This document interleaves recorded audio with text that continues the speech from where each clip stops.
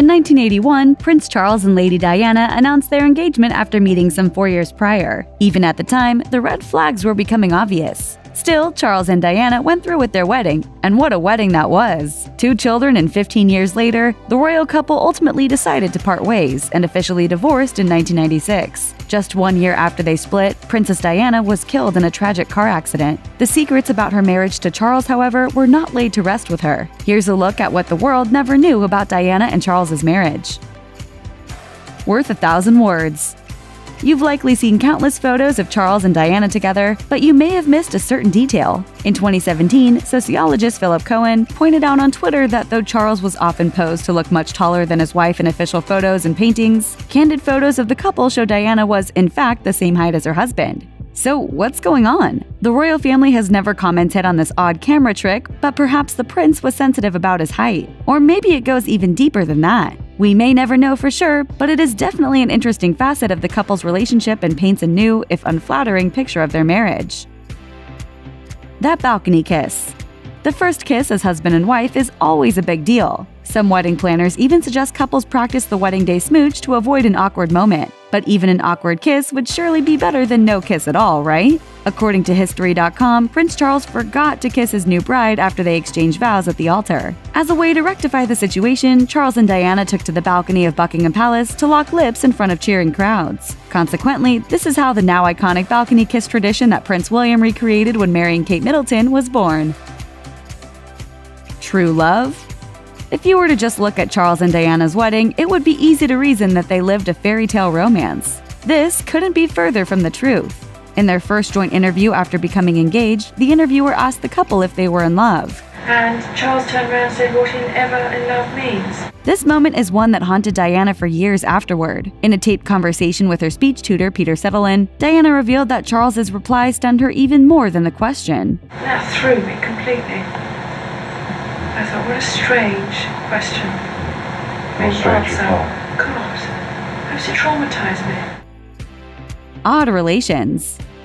During her conversation with Peter Settleton, Diana also shared intimate details of her marriage. By this time, the couple had been married for 12 years and were about 3 years away from divorcing. When Settleton suggested there was no physical intimacy between Diana and Charles, she revealed, It was there, and then it fizzled out about 7 years ago. Instinct told me. It's just so odd. I don't know. Although Diana didn't go into too much more detail about the couple's intimate life, she'd already said more than enough to make it painfully obvious that her relationship with the prince was by no means thriving. Not so secret affairs.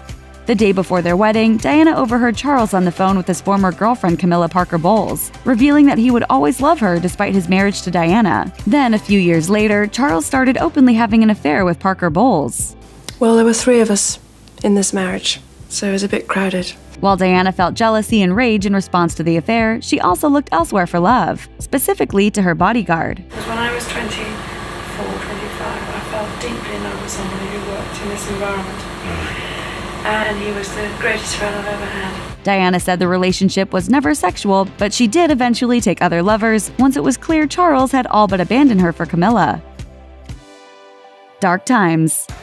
In the thick of Charles's affair with Camilla Parker Bowles, Diana petitioned the Queen for relationship advice. And I was sobbing, and I said, what do I do? I'm coming to you, what do I do? And she said, I don't know what you should do. Charles was hopeless, and that was it. In her equally hopeless situation, Diana developed an eating disorder. And they all blamed the failure of the marriage on the bulimia. But according to Diana, it was the rejection she felt from the family and her failing marriage that led to the development of the eating disorder in the first place. I decided to do a more discreet thing, which ultimately wasn't discreet, but I chose to hurt myself instead of hurting all of you. Fears of sabotage. In a relationship so riddled with strife and extramarital affairs, trust was in short supply. A year before the couple divorced, Diana expressed doubts about Charles being fit to rule as King of England. Charles began to think that Diana was colluding with Sarah Ferguson, who was her best friend and the then wife of Charles's brother, Prince Andrew. His fear, according to royal biographer Tom Bower, was that upon the Queen's death or abdication, Andrew would become regent until William's 18th birthday, at which point he would become king, passing over Charles entirely. Not only did he distrust his wife, but Charles also became convinced his own brother was in on the supposed plan. The Queen's final say. Given all we now know, it's not surprising that Prince Charles and Princess Diana ended their marriage. What is surprising, however, is who got the ball rolling. Initially, the couple opted for a long-term separation. By 1996, they had been separated for nearly 4 years. Diana's former butler said that all changed when Diana received a letter from the Queen that essentially ordered a formal divorce. On August 28, 1996, the tumultuous royal marriage officially came to an end, a year and 3 days before Diana's tragic and untimely death.